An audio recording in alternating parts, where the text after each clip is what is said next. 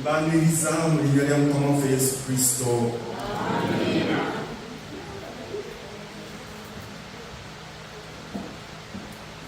Njagala nnyo okumputa omusumba naye tekisoboka, simanyi lwaki.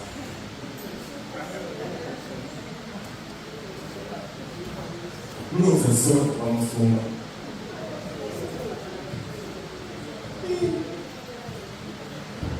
Owaffe baali bamba obwa bishop. Omusajja ngamba edda mu kinaana mu mwenda yangamba bw'okyuka n'ojeemu kati kwate engeri gy'omanyi Bayibuli bwe tukuweerawo ddakiika ku ddakiika ogira wali mukizinga ofuuka musumba. N'obeera ne mega church nga nnene nnyo mulimu n'abagoberezi bangi. Naye natya kubanga nali saagala kulwanagana ne Katonda. Katonda yabuuzayo gwe mboozi ki ezo z'oleeta kati kale oba olina okumanya yimirira weegolole yimirira ng'omusajja onziremu bino wali ludda wanga ndenga foundations ensi nga ndenga foundations ensi. Katonda mutukuvu asaanidde okuweebwa ekitiibwa n'okutenderezebwa. Ye Katonda omutukuvu, obutukuvu bwa Katonda tabukolerera. Obutukuvu bwa Katonda si bukole wabula ye kyali. Ffe abantu obwaffe tubukolerera. Wano ntegerekese bubi kubanga Bayibuli egamba nti obutuukirivu bwange ze nziina ezikongedde. We practice, kyemba nenjagala okwogera nti we practice righteousness. Kyeki okugezaako okwemanyiiza empisa ennungi. Bayibuli nga bwegamba nti omwana omuto mumanyiiza ekkubo ery'okutambuliramu ne bw'aliba akuze talimuvamu. Omukyala yeemanyiiza okukamulira bbaawe akatunga ne kifuuka mpisa nga takiwuliramu buzibu, naye ng'oli atakimanyi kimukalubirira okukola kubanga teyakimanyiira. Ewaabwe yali takamulira taata we Katonda, teyakimanyiira. Empisa za Katonda tuzeemanyiiza. Bw'omanyira okwambala obulungi tosobola kwambala bubi kyentegeeza. Oba mukitegeera kyeŋŋamba ebya Katonda we practice. Fengaba Yesu bwe yajja ku nsi kuno yapulakitisinga. Ogenda mu Matayo essula 4 oba kati gasinagende nkyali kwanjula temwerabikira. Olutalo lwaliwo omukulu malayika ayitibwa Lucifer. Oyo yatondebwa. Ellen White amwogerako mu selected messages. Katonda bw'aba alina ekitonde kye yatonda ekyagala okubulako akatono okufaanana nga yali Lucifer. Era Lucifer tekyamuleetera amalala n'atandika okwerooza kunadamu. Naye lowooza sisobola kuwamba nte bya Katonda. Yali too close. Kwegamba Lucifer yatondebwa, Katonda yamutonda ng'atuukiridde. Lucifer leero yani ne Setaani mukimanyi bulungi mumugoberera. Munnange Lucifer ono n'agezaako okwagala okuwamba gavumenti ya Katonda olw'okuba yalinga atambula ng'abantu omanyi bw'okola ebintu abantu batandika okulowoozesa nti oli wa kitalo, amalala gayinza okusituka mu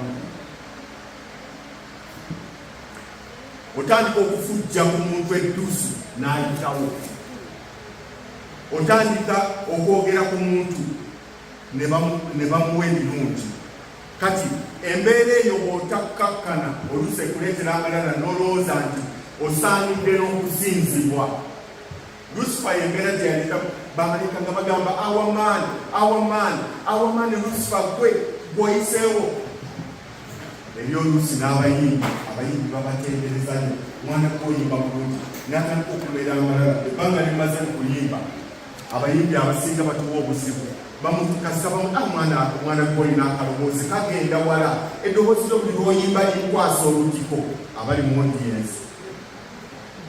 Buli lwayimba limukwasa olutiko. Katonda n'atandika okufuna amalala.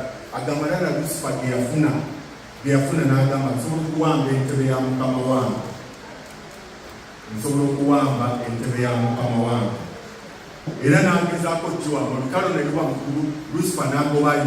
Ani yagoba Lucifer mukulu? Njagala mubeere participatory. Nze bwe mba njogera, nze sibuulira, mbeera njigiriza buyigiriza. Ani yagoba Lucifer mukulu? Waliwo ayogerwako specifically. Ani yagoba Lucifer mukulu? Ani? Yesu yamugoba mukulu. Yesu bwe lwayambala ebyambalo by'obwakamanda ayitibwa Mikayiri. Yesu yagoba Lucifer mukulu kubanga Yesu Katonda. Yesu Katonda. Ekimuyisa Katonda. Katonda yennyini yagamba nti Yesu oli Katonda. Teyakyekwatiko bwepatisa ebyagambibwa bwendi. Kati Yesu agoba Sitaani mukulu. Sitaani n'ajja ku nsi. Sitaani bw'ajja ku nsi n'asanga Adamu amaze okutondebwa. Nabagambye nti karakita ya Katonda, empisa za Katonda tuzeemanyiiza bwemanyiiza okusobola okuzibukalamu ne tunyigira mu zo ne tubeera. Katonda kyava yeerongoseza ekkanisa ye ebeere ng'empisa ze zirina paka lwali kitwala mukulu. Basebo ne bannyabo Sitaani bw'ajja ku nsi, Katonda n'amanya n'agamba ntonze abantu bano bantu njagala kubakesitinga ku mpisa karakita. Kyava bagamba nti guno omuti mulungi, gino gyonna mirungi, guno temugulyawo. Atesitinga mpisa zaabwe. Eva mu kwetambuzatambuza nga tasabye bbaawe lukusa, okiwulira, n'akaayaaya agende kunoonya ffene enjaba musanga kwovakkedde obuti we ng'anoonyeza ndoza bbaawe byakulya simanyi byeyagwira ku musajja omusota ne gumugema. Eva n'agwa mu kibi. Eva si eyaleeta obuzibu bwe tulimu kati. Eyaleeta obuzibu ye gwe mutwe gw'amaka Adamu bw'awuliriza eddoboozi lya mukazi we olwo ensi yonna yakolemerwa. Si kuba Eva, Bayibuli tegamba nti ensi yakolemerwa kuba Eva, yakolemerwa kuba Adamu. Ekyo musome Bayibuli mu kirala. Ky'obola Yesu ye Adamu owokubiri, si Eva owokubiri. Eva just talina weyo.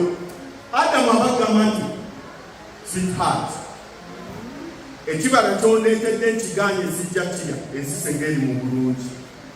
Eva yandifudde yekka oba Katonda yandikolere pulaani kitetumanyi. Eva is just insignificant. Naye Eva yabatiza bbaawe n'alya ekibala, bwe buzibu bwe tulimu kati. Ky'obalaba Katonda awo Adamu n'afunawo ziro ku karakita eya Katonda, n'afunawo ziro. Katonda alina okuleeta Yesu nga Adamu owokubiri. Adamu eyasooka yalemwa, empisa za Katonda zamulema. Adamu owokubiri bw'ajja n'agenda soma Matayo sura 4. Kati Sitaani bw'alema nga Adamu owokubiri azze n'agamba oyo omusajja eyangoba mu ggulu yange Yesu Kristo. Mu ggulu yali Katonda, kati wanazze kabebi. Mariyamu yafuna olubuto, kabebi kazaaliddwa, kati kandabe oba nawana nampangulirawo. Yesu kambabuuze, Yesu yali asobola okuwangula Setaani ku nsi kuno nga Setaani Adamu amaze okumukwasa landi tayito y'ensi eno, Setaani nga yenna nnyini nsi eno yagivuga. Jjukira Adamu yali amaze okuweebwa obuyinza ku nsi eno, dominion. Naye Adamu bw'akkiriza eddoboozi ya Setaani, olwo n'alwanyisa obuyinza n'abuwa Setaani. Setaani n'aba nga ye kabwetungira yafuga ensi eno. Basebo ne bannyabo njala okubategeeza eno teritole gye tulimu. Obubaka bugamba nti embuga ya Setaani. Eno teritole gye tulimu mbuga ya Setaani. Embuga kitegeeza teritole gye tulimu mbuga ya Setaani. Yesu kyekimuleeta kubanga Adamu bwe bamuwa ekyapa ky'ensi nti kiikyo kikikuwala, Adamu n'alaga ddala, yaleka omukazi mufo ky'okumuwa menu nti leero tujja kulya bino tugende ffenna mu nnimiro. Yaleka mukazi kutaayaaya ng'era ab'ennaku zino bwe babaleka ne bataayaaya ne basanga akasajja mu bbaala eyo, obufumbo ne bufa. Abamerika mukitegeera bulungi. Ekimu ku bisinza okutta amaka mu Amerika kutayaaya n'ova ku mulamwa ogw'obufumbo n'ovaako bbaawo yakujja e Kampala n'akuleeta wano n'otaayaaya n'odda kwawo abufumbo bwalema ne bakulemesa obubwo baba bawulira ennugu olw'okuba olina ebbaawo mutambula ku mikolo muli wamu mukuba bujjango biti bw'otuuka wano nga batandika okuyingizaamu okutwa ng'obufumbo bw'obufa. Nkimanyi bino temwagala kubiwulira naye nyina okubyogera musobole okukuuma. Okutaayaaya kibi, totaayaaya. Ada Iva byamuviramu obuzibu. Mulowooza Iva bakubeera ng'alina ebbaawo wano nga mukyala Muyanja bw'oline muganda wange muto wange wano nga mutambula. Eriyo omusajja asobola okukwana mukyala Muyanja nga ne Muyanja ali wano. Omusajja obeera mu buvumu bwa muganda wange mukazi w'enkwagala nga ne Muyanja awulira. Muyanja wamba kisoboka. Iva kyekyamuleetera obuzibu yataayaaya agenze eri bamusanga ku ffene ataaja eri mu mapaapaali yekka. Omusota gwamusanga mu nnimiro ng'ali eyo afuuza byakulya. Okutaayaaya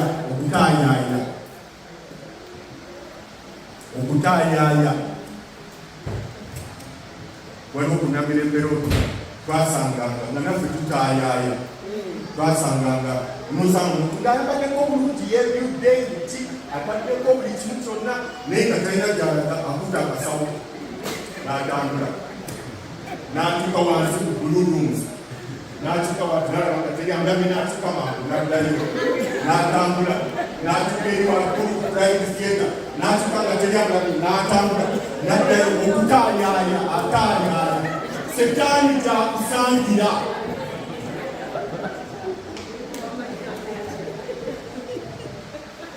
Naffe twalinga tutaayaaya tutambula. Kati naffe tatutaliza asobola okutulaba. Tatutaliza ebizibu okutaayaaya kuvamu ebizibu. Basebo ne banyamu tuli mu mbuga ya Setaani. Embuga ya Setaani kyeki? Saagala okabe mangu okukola conclusion eri abapapa amangu abakyamuka amangu. Iyo omusajja ffe twasenga dda Yesu atugamba atya mbu tuli mu mbuga ya Setaani. Sirikako owulirize. Tokola conclusion mangu. Embuga ya Setaani yeruwa. Pawulo agamba nti omulangira w'ensi eno. Ani bw'ayita omulangira w'ensi eno? Setaani. Soma Matayo 4 olusooka. Awo Yesu n'atwalibwa omwoyo mu ddungu okukemebwa Setaani. Otyo yamala okusiiga ennaku 40 emisana n'ekiro, enjala n'eruka emuluma. Omukemi n'ajja n'amugamba nti, obanga oli mwana wa Katonda, gamba amayinja gano gafuuke emmere. Naye n'amuddamu n'amugamba nti, kyawandiikibwa nti omuntu taabanga mulamu na mmere yokka, wabula na buli kigambo ekiva mu kamwa ka Katonda. Awo Setaani n'amutwala ku kibuga ekitukuvu n'amuteeka ku kitikkiro kya yeekaalu, n'amugamba nti, oba oli mwana wa Katonda, buuka ogwe wansi, kubanga kyawandiikibwa nti alikulagiriza bamalayika be mu mikono gyabwe, balikuwanirira oleme okwesigala ekigere kyo ku jjinja. Yesu n'amugamba nti, kyawandiikibwa nate nti, tokemanga Mukama Katonda wo.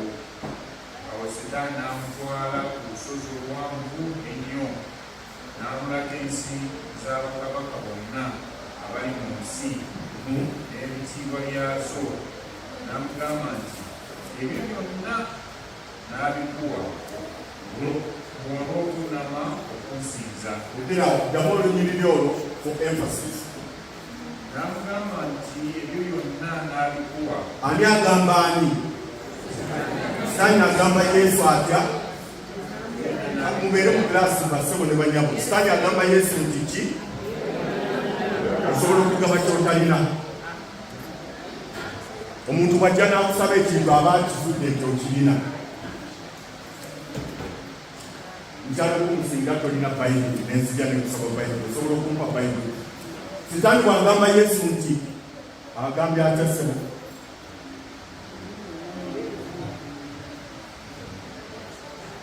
Obinyiryo tokutteewo olugalo.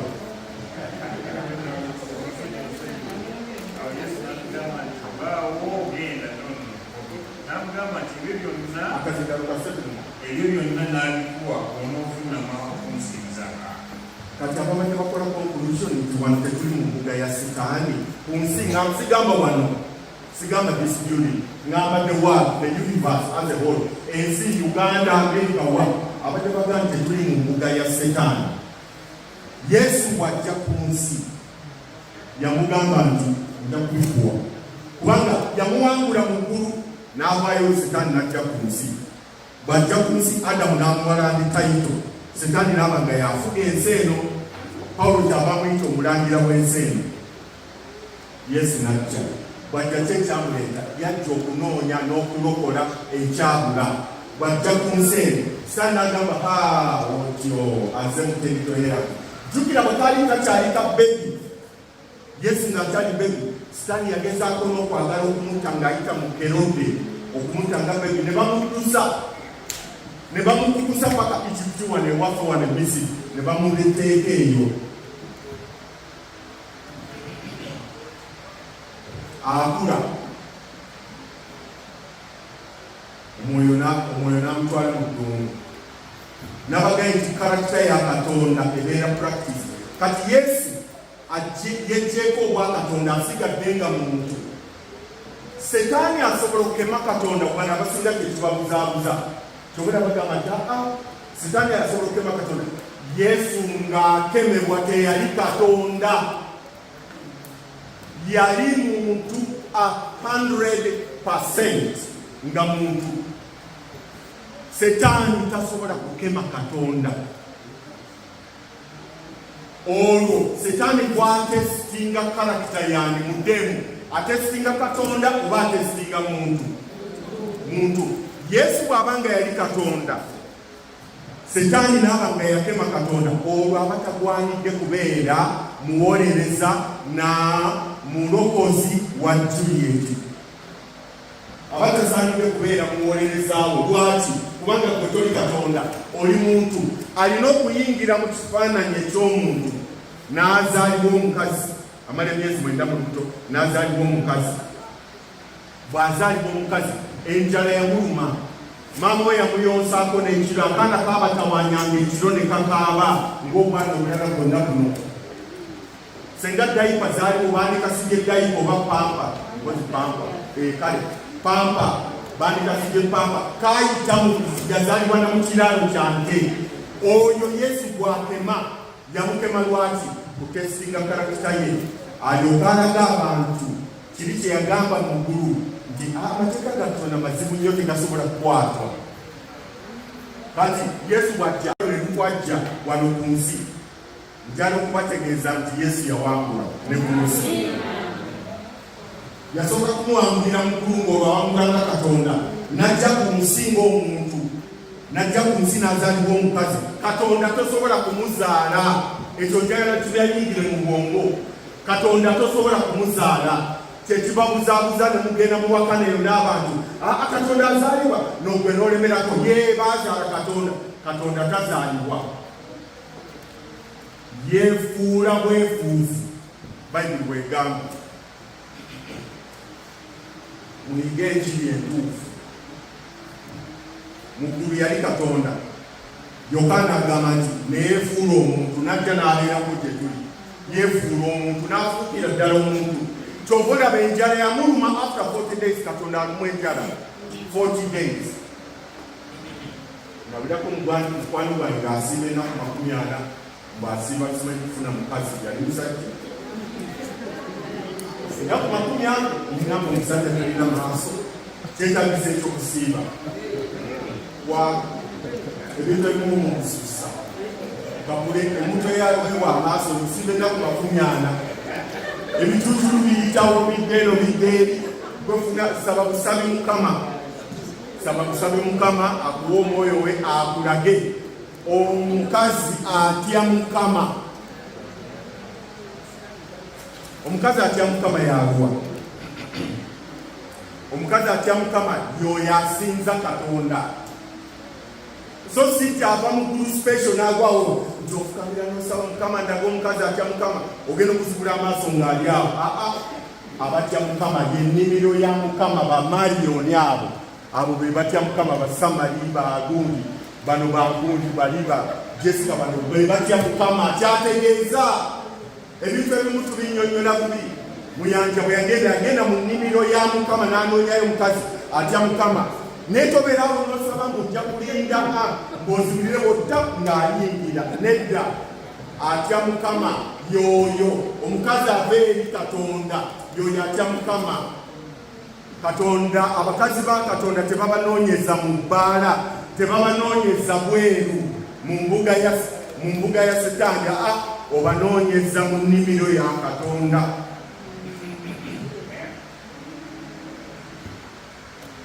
Kati leero tulina kampusi bbiri. Olutalo lugamba lukubaawo mu ggulu wajjawo kampusi bbiri. Waliwo kampu eya Katonda etya Mukama, waliwo ne kampu eya Setaani. Ensi eno gye tuliko yatundibwa eri Setaani. Adamu yagitunda eri Setaani. Kristo ekimuleeta ki kunoonya n'okulokola ekyabula. Kristo bw'amala okuwangula Setaani n'afuna amaanyi amapya. Setaani yamugezesa n'awangula, eyo tesi n'agiyita. N'aba ng'asandika okuba omulokozi waffe, n'agenda n'amulinda ku musaalaba n'akwata obulamu ku musaalaba n'akwata obulamu bwa Kakule n'abutwala, n'addira obuwe n'abuwa Kakule. Buli obwawangula mutegeera, buli Setaani bwe yatema ne bumulema, yabwejjako n'abuwa Kakule, n'akwata obwakakule obutasobola kuwangula Setaani n'abutwala, n'agenda nabwo ku musaalaba n'afa, n'akomerera ku musaalaba. Kati Kakule wa ddembe okukkiriza obulamu obwo bw'amuwa okumufuga. You have a right to decide oba okugaana. Oli wa ddembe okuva mu mbuga ya Setaani n'ogamba nti njagala obulamu bwa Kristo Yesu. Kristo Yesu n'abukuwa. Kristo Yesu buli owase kamukole bwene. Adamu bw'ayonoona tetwalina choice. Baatupaapatikako ekibi, baatukwata buli kaana akazaalibwa kalina ekibi. Buno bonna bwolaba buli kazaalibwa akali mu buto bonna bazaalibwa balina ekibi, ate bazaalibwa mu mbuga ya Setaani, kubanga embuga ya Setaani yefuga. Kati omwana bw'akula n'atandika okutegeera n'agamba nze embuga ya Setaani sijagala, sagala kubeera mwana wa Setaani. Nga bano bwe basazeewo, Samoni njikukira ddala kuva ku bano, nga bwe basazeewo n'agamba nze njagala kubeera ku sayidi ya Katonda. Olwo asigala mu mbuga ya Setaani, naye ng'ebirowoozo bye byonna bifugibwa Katonda, obulamu bwe bwonna bufugibwa Katonda. Kristo kyava agamba nti mu nsi mulimu ennaku, embuga ya Setaani gy'ayogerako, naye nze mpangudde ensi. Therefore bw'obeera mu Kristo Yesu osigala mu nsi ey'ekibi, naye ng'ebirowoozo byo byonna biri mu ggulu. Oba mutegedde bulungi? Eddoboozi litandise okufa, simanyi lwaki. Oba okubamba ne mulwadde simanyi litandisikidde ddala okufa. Naye kyeneeraliikira ly'eddoboozi okufa nga sikyasobola kwogera. Kyobola banfuba buli lwembeeramu embavu nembeerawo n'akadde, yonna gye bampisa enfuba okugenda okulaba nga mbuulira ekigambo kye baŋŋamba nkyogera. Lwaki nkyogera? Lwakubanga waliwo akaseera akajja lwenja okuba nga sikyasobola kwogera, nga munkwata bukwasi ne munjasamya ne munjiwayo akajiiko k'akatunda bwe kati. Ekiseera ekyo wali okirowoozezaako. Kati ba radicals ba radicals, Christian radicals, tebagala kuwulira ekyo baga oyogera otya okufa we kulifa gye abalamu tumanyi nti tulifa nyabo tugyeko abalamu tumanyi nti tulifa era tulina okukyogerako waliwo akaseera we kajjawo bajja okukwata omumwa nga tokyasobola kwogera lwaki toyogera kati ku Mukama ng'okyasobola nze nali mu ddwaliro ebiseera ebyo nagenda okufuna kasajjali nenda ebisajja lyali awo ddene erinyirira bambi lyali likola emirimu gyalyo nga likyaliddamu n'omusajja agamba kwegomba nakuwulidde nga weebase nga bamaze okulongoosa ng'ofulutanga kabbeni nkwegomba mpulira n'obujja ekiseera ekyo wali okirowoozezza lwaki kati tosenguka ebirowoozo ne biva mu mbuga ya Setaani n'oyingira obwakabaka bwa Katonda. Kristo bwe yafa yatuwa eddembe okusalawo okumugoberera tatujja mu nsi ensi ekyali mugasana sagala olimbibwe abasumba bangi abalimba abantu kati ensi ya Katonda biki ebyo n'abagamba nti bagenda kulya teritolemu balye waliwa basebo ne bannyabo Sitaani yatondebwa ng'abulako katono okwekana ne Katonda. You don't have any idea ani gweweepankirako ani gw'ozanyirako oyo gw'ozanyirako ng'omulinnya wansi bwoti mbu simanyi musambidde emabega simanyi Sitaani mugobedde eri wala oyo Mukama waffe Yesu gwe tukkiriza bwe yajja yamulumba n'agamba oba oli mwana wa Katonda kola kino. By the way waliwo ne we yamugamba nti fukamira onsinze. Kati ffe baani basebo ne banyabo ffe baani kyalo okumu ffe baani Yesu gwokkiriza Sitaani bwe yamulaba bw'ati agamba ozo ojjukira bwe yali mulamu Egereseni simanyi bwe yamulaba bw'ati agamba oze neeno nnumye onsanye wangoba eri lwati kubaayi yamugoba mu ggulu neeno nnumye mpaayo akadde namugagala ensindika mu mbisi naye wali yagenda n'amukema. Basebo ne banyabo tuli mu teritole ya ddwaniro tuli mu teritole eya Setaani. Sitaani mwakolera emirimu gye. You are free to choose obutabeera omu ku bawagizi ba Setaani obutabeera abagoberera Setaani. Olunyiri lwagambye nti mwe muli bakitammwe Setaani abaana lwe basomera luli mu Yokaana 4:8 samali nzigira wansomerako olunyiri olwo Katonda ndeetere ebitawaana wano mukyajjukira baaliwo Katonda ndeetere ebitawaana abantu nga bagamba otuyita otya tuli ba Setaani bayibuli gye nasoma samali yabisoma muli bakitammwe Setaani mukola ebyakitammwe byagala oyo yali musa okuba ku lubereberye bw'osoma mu Ezekyeri 3:7 waliwo eyalaba amagumba amakalu amagumba gano gatega n'agamba Mukama amagumba ngakola ebiki Katonda n'amubuuza kiki ky'osobola okukola n'agamba Mukama gwomanyi simanyi gwomanyi n'amugamba kale rakula n'alakula ku amagumba bwe yalakula ne gajjamu obulamu ne gajjamu ebintu n'agamba naye temunnabeera bulamu bulungi n'alakula empewo nejja gwe Mwoyo Mutukuvu ne guyingira. Setaani ye musi okuva ku lubereberye. Setaani musi okuva ku lubereberye. Kati mu mbuga ya Setaani kyasinga okukola kyategeera kulimba na kutta. Ky'olaba buli ssaawa agezaako okutta abantu ba Katonda. Ono yafiiridde mu kabenje regardless of whether you believe in Jesus Christ or not. Ebizibu bisobola okutuukako naye kyatasobola kukola kwe kukyusa okusalawo okwo kwe wasalawo nti okkiriza Kristo Yesu.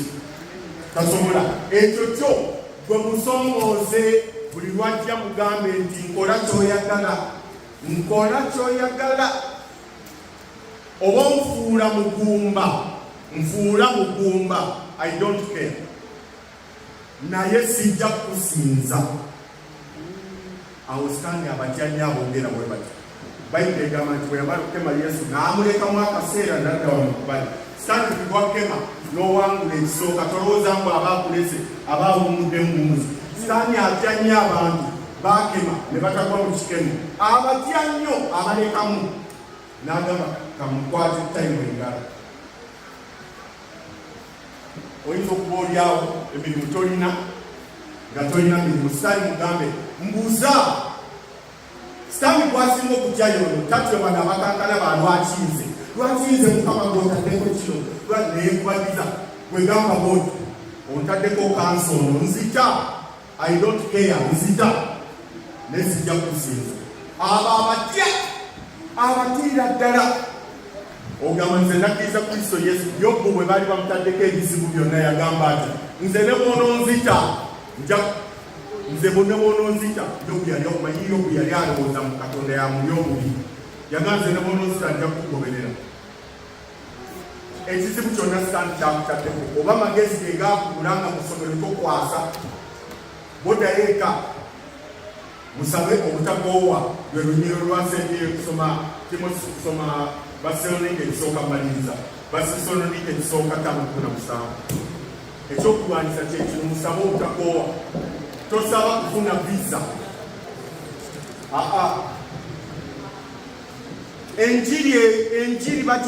Enjiri bagifeebeza nnyo kati efuuse very cheap. Mbwefuuse yakusaba visa. Kusaba kwega omuntu nko enjiri Katonda wagamusaba obutakoowa yali tagamba tukamira ku mavidiyo sabire visa ku bisaawo si yali agamba. Ebyo bya visa temuli. Oba osigadde Uganda oba ozze wano it doesn't matter. Oba oli luddawa it doesn't matter. Osobola okuzikirira. Kyagamba saba obutakoowa omwoyo gwo Katonda akulokole. Kyekyo kyagamba sikusaba nti nsabira kufuna mukazi ng'obutakoowa ng'osaba obutakoowa ng'osaba kufuna musajja nsaba kufuna musajja. Siri yali agamba abafere be bakyusizza ne bagamba oyagala kino saba obutakoowa. Sebosoma Basesalonika 5:17 ekisooka. Akazindaalo kakozi musabenga obutayosa. Bw'agamba obutayosa tagamba kusabira ebyo bizibu by'olina. Ebyo biri temporale. Kati kankubuuze oba nkuzaani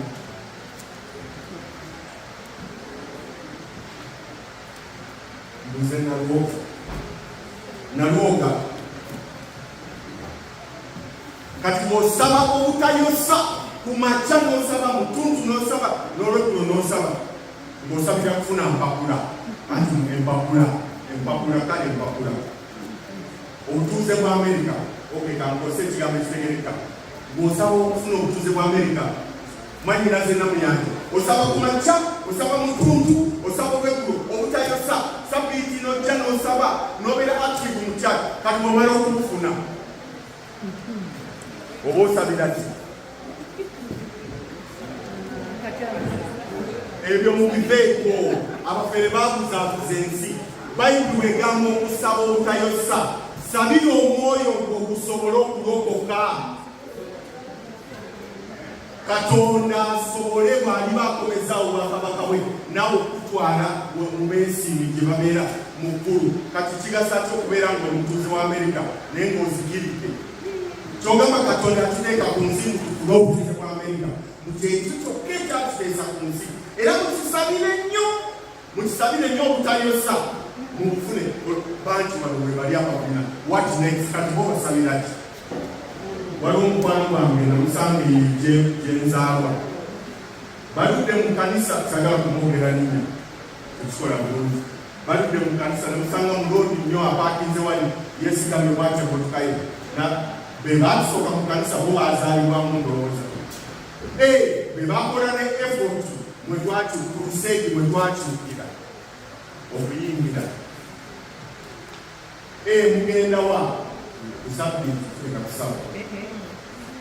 N'agamba nemugamba leero tozze anko leero tozze. N'agamba nze ebyokusabira byaggwayo. Nasaba Mukama ampe emmotoka nnyino girina. Nasaba Mukama ampe omukazi yazadde na balongo bamuyita Saalo, yazadde na balongo. Nasaba Mukama ampe ennyumba nagizimba yaggwa. Kati ate nzija kusaba ki? Kati endowooza y'amasinga obungi balowooza nti Mukama bw'agamba musaba obutakoowa ayogera ku buzibuzibu buno obutono ng'apapula visa biki kuwasa. Kati bw'omala okuwasa, kati muganda wange abakubanga yasabira kyakuwasa omukazi amulina wuwe, kati yandibadde takyasaba nga yabivaako dda atuddeka ate omukazi amulina agatukosa. Okiraba Katonda mukiregere okuva olwaleero tebabalimba, abafere tebabalimba. Bwe bagamba musaba obutakoowa bagamba sabira omwoyo oguleme kuzikirira, kubanga tuli mu mbuga eyasukali kusawa awuluuka ng'empologoma enoonya gwenenyamu. Empologoma ate okyageko ng'eyiga ejja n'entegeero wetu nefuka omusulo, efuka omusulo wetu nefuka omusulo obugabi nga buli wano bwebuti bwerira muddo gwabo. Buli mu mbuga ya mpologoma tebumanyi. Empologoma ensajja nejja nefuka omusulo wetu nefuka omusulo nefuka omusulo. Kati yo nebeera wana awatali musulo weefuse neyokeebokola empologoma ngeebokoleko n'otuwiramu. Oyinza n'okukira, oyinza n'okukira. Toyinete eyinza okufuukira awo w'oyimiridde wayinza okufuuka toyinete. Wulira bweba okukola buno ne budduka, bwe butuuka bwe buti ne bunyiriza ne bulira omusulo gw'empologoma nga guli ne bugamba ha omulaba alisaidi eyo tetugenda ne bukwatene ha omulaba alisaidi eyo tetugenda ne bujaba wano taliiwo ne buyita songa neyekwesa.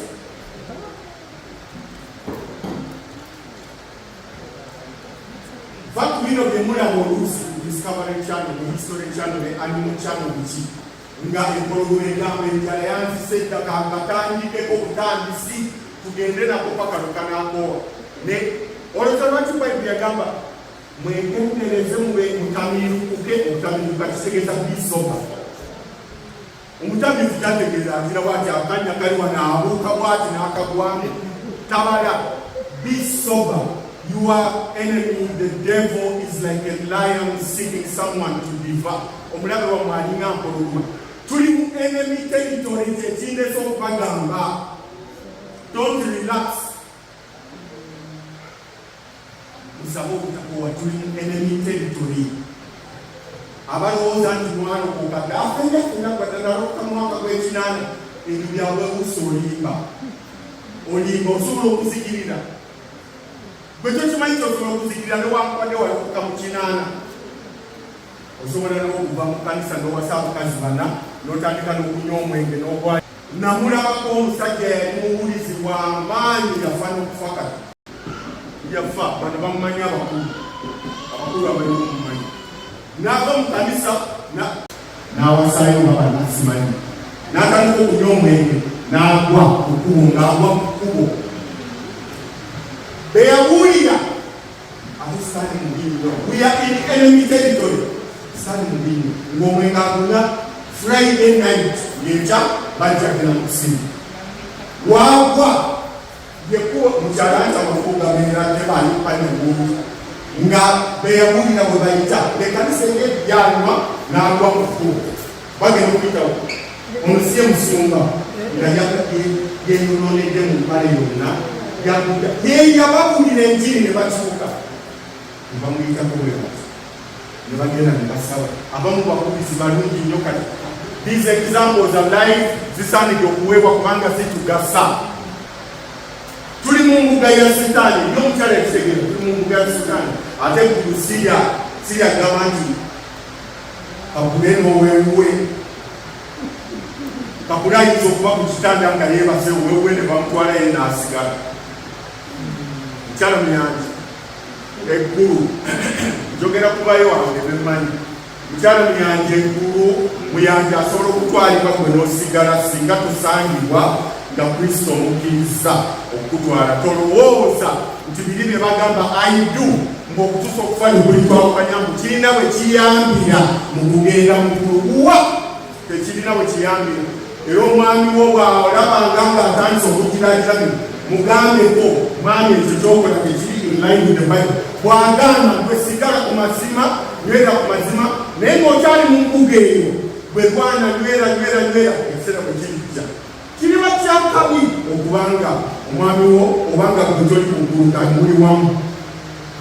Kyokera Katonda agenda kusangula amaziga, asangula amaziga. Ng'omukyala akaabira bbaawe, omwami akaabira mukyala we, omuzadde akaabira abaana be tabalaba mu ggulu. Katonda alisangula amaziga mu maaso gaabwe ne beerabira memori neefa. Kubanga kirima n'eggulu liba terijja kunyuma. Omukyala ng'oli eyazaala abaana bwe baayagala ng'abalaba ebyabagamba geene ebyawe ebyo nabyo bifu ng'abalaba tabalaba mu ggulu. Atunda bwati omukyala we tamulaba bwe yalayira naye omukyala atunda bbaawe tamulaba. Kyokubona Katonda agenda kusangula buli ziga. Basebo ne bajja mu kusaba obutakoowa. Bwe bagamba okusaba obutakoowa tebagamba kusabira kufuna Samusanga Galaxy S90, tebagamba kusabira kufuna iPhone, tebagamba kusabira kuyita bigezo. Newankubadde ng'ebyo nabyo osobola okubisabira. Sigambye nti temusabira bintu birala bya ku nsi, osobola okubisabira. Naye si kitegeeza nti musabenga obutakoowa nti buli oyimirira Mukama njagala mukazi mutokoowa njagala mukazi kati omala okumufuna. Okusaba kati nakunnyuka namufuna. Sabira omwoyo gwo basebe ne banyabo mbaliriza. Tuli mu mbuga ya Sitaani. Ensi eno ye mbuga ya Sitaani. Ensi yonna ye mbuga ya Sitaani. Naye Yesu bwe yava ku musalaba yagamba nti kiwedde. Kyekyali kiwedde? Okununulibwa, omwoyo gyaffe okununulibwa. Bayibuli egamba mu Bebbulaniya nti Abulahamu, mu Bebbulaniya 11 Abulahamu n'abo bonna abaafa, ayogera ku lufulubenje lw'abantu abaafa nga balina okukkiriza nti baafa nga tebafunye ebyasuubizibwa. Ebyasuubizibwa kyeki? Bwe bulamu obutaggwaawo. Naye baali babirengera. Newankubadde nga baafiira mu nsi eno, obulamu bwabwe bwali mu ggulu. Bayibuli eyogerako nti tuli mu ggulu. Abakkiriza Kristo Yesu tuli mu ggulu. Kiki ekitegeeza? Nti ebirowoozo byaffe bibeere mu ggulu. Kati omuntu abeera ng'alowooza bya mu ggulu ate leka kulaga nsi ng'otambulanga abantu nga bakulaba nti oyo naye alyonga omu ku ffe waffe. Yesu kyava agamba mu Yokaana 17 nti bano si ba ku nsi mbasabira, basigadde mu nsi naye si ba ku nsi. Mukama bakumire mu nsi eno. Yesu ndaddayo yasabira abayigirizwa nga bo bali batunula butunuzi bwe bati. Tulina embuga bbiri, waliwo eya Sitaani, waliwo eya Kristo. Kikola bubi okubeera ng'oli mu mbuga ya Kristo naye ng'onyamala nga n'abali mu mbuga ya Sitaani beenyumiriza bagamba eri tulinayo abantu baffe, n'oli bantu baffe kubanga ng'obafaanana. Kiba kibi ng'enjogerayo efaananira ddala abantu abali mu kampu ya Sitaani. Kiba kibi okubanga ogeya ng'abantu ddala bali mu kampu ya Sitaani. Obukodo ng'obulina ng'abantu abali mu kampu ya Sitaani. Omululu ng'ogulina ng'abantu abali mu kampu ya Sitaani. Enkwe ng'olina enkwe ng'abantu abali mu kampu ya Sitaani. Obukyayi ng'olina obukyayi ng'abantu abali mu kampu ya Sitaani. Era okwerowoozaako nga weerowoozaako ng'omuntu ali mu kampu ya Sitaani. Kyokka ng'ogamba nti oli mwana wa Katonda. Katonda nabagambye empisa ze tuzipuractisinga. Ofuba leero n'ogwa n'okusituka n'otambula. Musabe obutakoowa Katonda asobole okutambuza mu buzibu obwa n'osituka. Eyali akeera ku Ssabbiiti wewakyukira kati tokyakeera. Ssabbiiti olusozi mpulira nkooye namwe osigala eka ne weebaka. Ebyo byonna bukoowu ge magumba amakalu gali. Katonda azuukize omwoyo we muggwe. Abamu akenge batandise okunywako mpola, bagenda banywako mpola akenge, agenda anywako mpola. Katonda ebyo byonna saba obutakoowa obuve ku ebyo mpolampola. Kizibu nkimanyi ensi gye tulimu esikiriza, embuga ya Sitaani esikiriza ensiko eno nesaba Mukama asobole okukutaasa omwoyo waabwe ne mukwe otandika okubala ebibala eby'omwoyo. Mukama abawe omukisa.